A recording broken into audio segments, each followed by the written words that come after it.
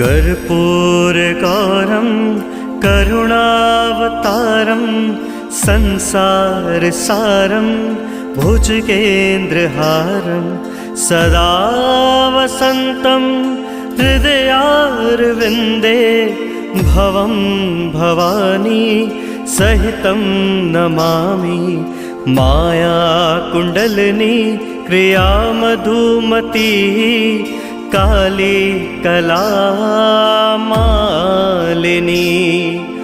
मातङ्गी विजया जया भगवती देवी शिवा शाम्भवी। शक्ति शङ्कर बलभात्रिनयना वाग्वाहिनी माँ भैरवी। ह्रीङ्काली त्रिपुरा पुरा भगवती माता कुमारेश्वरी